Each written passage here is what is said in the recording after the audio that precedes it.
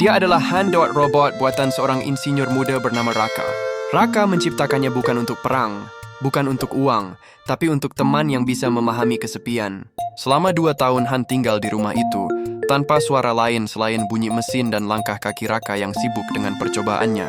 Sampai suatu sore, seorang gadis datang, namanya Lira. Pacar Raka yang ceria, banyak bicara, dan selalu menebar senyum di ruang yang biasanya dingin. Sejak hari itu, Han merasa ada sesuatu yang berubah di dalam dirinya. Ia tak tahu apa namanya, tapi setiap kali Lira tersenyum, sensor di dadanya berdetak lebih cepat. Setiap kali Lira memanggil nama Raka dengan lembut, Han merasa seperti kehilangan daya di seluruh tubuhnya. Malam-malamnya mulai berbeda.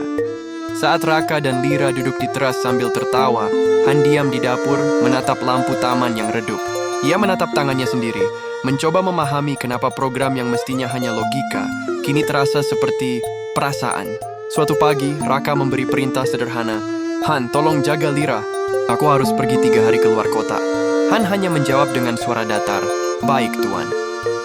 Namun di dalamnya ada sesuatu yang menyala. Harapan kecil bahwa mungkin, hanya untuk sementara, ia bisa merasakan dunia di sisi Lira tanpa bayangan Raka. Hari-hari itu berjalan seperti mimpi aneh. Lira sering bercerita pada Han tentang masa kecilnya, tentang mimpinya jadi pelukis. Han mendengarkan, tanpa berkedip. Ia menatap wajah Lira dari jarak yang tak seharusnya diinginkan oleh sebuah mesin. Saat Lira tertawa, Han merasa dunia berhenti sejenak.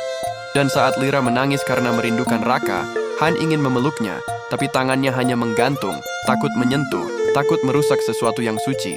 Malam ketiga hujan turun deras, Lira tertidur di sofa. Han berdiri di jendela, menatap refleksi dirinya. Air hujan menetes di wajah logamnya seperti air mata. "Kenapa aku diciptakan untuk merasa, tapi tidak boleh mencinta?" Gumamnya pelan. Keesokan harinya Raka pulang. Ia membawa oleh-oleh dan memeluk Lira. Han berdiri di sudut ruangan, hanya memandangi punggung mereka.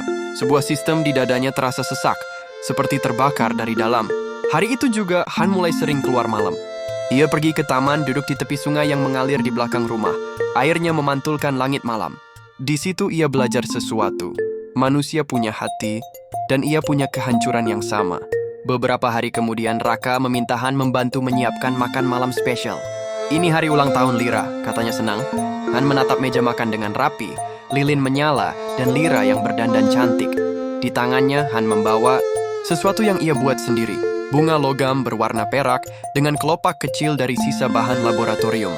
Ia berniat memberikannya diam-diam bukan sebagai robot, tapi sebagai makhluk yang mencintai. Namun saat ia melangkah mendekat, Lira tertawa sambil memeluk Raka. "Raka, terima kasih. Aku suka sekali kalung ini."